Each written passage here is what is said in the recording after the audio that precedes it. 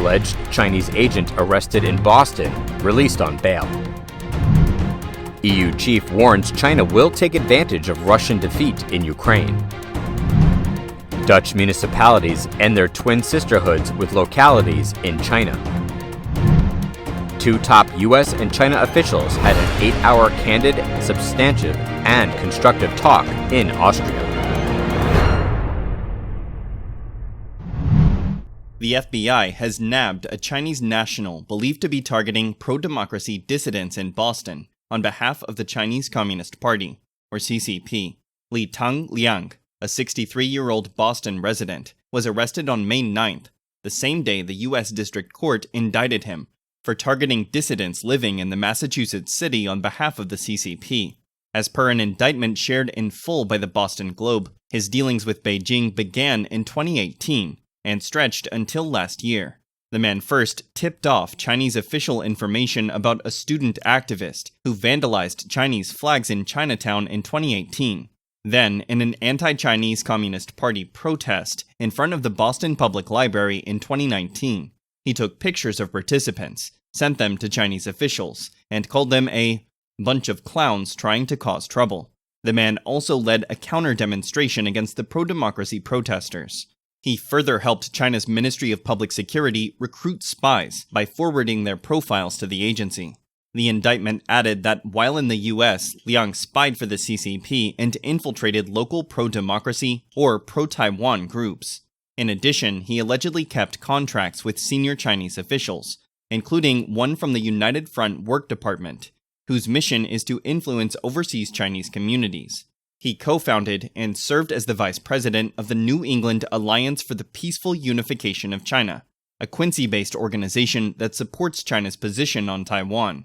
The court said Liang maintained his connections with the Chinese authorities via WeChat, a popular messaging app in the mainland.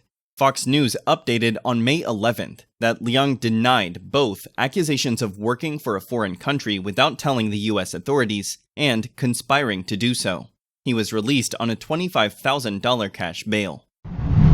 A top EU diplomat has warned that Beijing will take geopolitical advantage of a Russian defeat in Ukraine. He then called for a coordinated reaction to China's ambitions for global presence. Joseph Borrell, EU's High Representative for Foreign Policy, urged its members to quickly put up a unified strategy that confronts China's growing nationalism and the increasing competition between Washington and Beijing. Borrell wrote in a private letter sent on May 11th to EU foreign ministers, seen by the Financial Times, the China issue is much more complex than the Russia issue.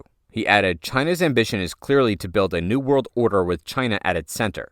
A Russian defeat in Ukraine will not derail China's trajectory. China will manage to take geopolitical advantage of it. The letter was proposed as a starting point for 2 days of meetings with EU foreign ministers beginning on May 12th to draft a new policy towards Beijing that EU leaders are scheduled to address next month. According to those involved with the talks, the Stockholm discussions are anticipated to center on changing the EU's current strategy on China, which has a three-pronged approach of partner, competitor, and rival, to give more weight to the rival portion.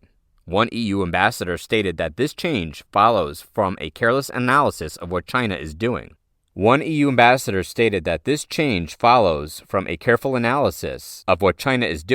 In the letter, Borrell also emphasized the bloc's willingness to engage seriously with China over the conflict in Ukraine, despite its rhetorical support for Moscow. He said, the EU welcomes all genuinely positive moves coming from China aiming at finding a solution. According to Borrell, the EU needs to be aware that many nations see China's geopolitical influence as a counterbalance to the West and so to Europe. They'll try to increase their room for maneuvering without taking sides. Chinese sister cities are no longer something the Dutch are pursuing. In the past 2 years, at least 8 cities and 2 provinces have broken up with sister cities and provinces in China. In addition, many Dutch cities are also reconsidering this relationship.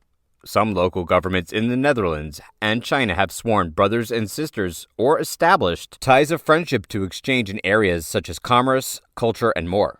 According to an investigation by the Dutch daily NRC, a quarter of such cooperation relationships have been canceled in the past 2 years. Among the rest, many places have put aside their sister relationship with China and waited for separation or treated them coldly, leaving only a nominal cooperation relationship.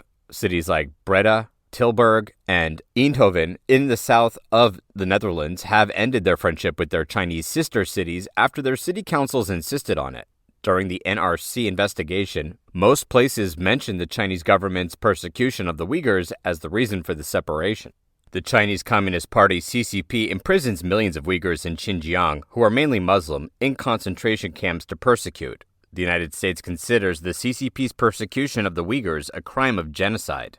Arnhem, a city in the Netherlands, ended its sister city relationship with Wuhan in 2021. The city's mayor, Ahmed Markouch, said that fostering a city relationship with China's city is going against their original intentions. He said, "We must respect the principles of democracy, the rule of law, freedom of the press, and expression." For other cities such as Weert and Kapelle aan den Geel, a friendship with Chinese cities didn't bring them the expected economic benefits, so the relationship has not been maintained.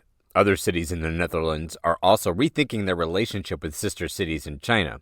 Many of these plan to further extend friendships with neighboring countries in the European Union.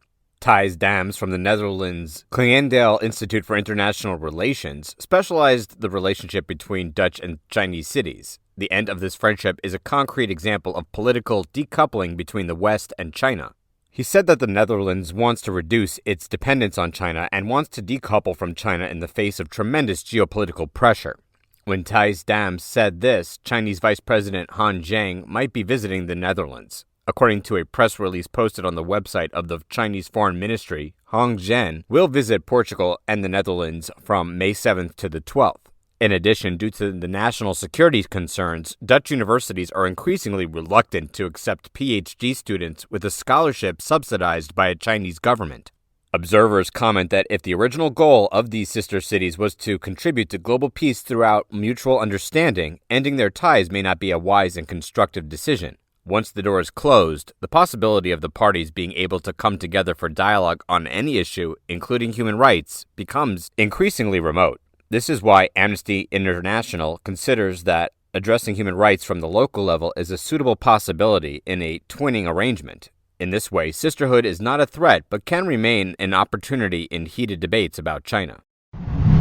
Two top U.S. diplomats had an 8-hour discussion over 2 days with Chinese Communist Party CCP officials in the Austrian capital. According to Al Jazeera, on May 10th to 11th, U.S. National Security Advisor Jake Sullivan and the CCP top diplomat Wang Yi met in Vienna. Both sides described the meeting as candid, substantive, and constructive. The meeting occurred amid the United States' disagreement with the CCP regime on many issues, including trade relations, Beijing's improper behavior towards Taiwan and the South China Sea, and the force ruling China's human rights violations. The White House statement said, the two sides agreed to maintain this important strategic channel of communication to advance these objectives. China's embassy in the U.S. said the in-depth talks focused on removing obstacles in China-U.S. relations and stabilizing the relationship from deterioration. The White House said on May 11th that Sullivan and Wang discussed various topics, including cross-strait issues, alluding to the strained relationship between Taiwan and the CCP regime. Xinhua, the mouthpiece of the CCP, said that during a meeting with Jake Sullivan, Wang comprehensively expounded upon China's solemn position on Taiwan. The CCP's newspaper added that two officials agreed to continue to make good use of this strategic channel for communication. Sullivan and Wang also discussed global and regional security issues and Russia's invasion of Ukraine.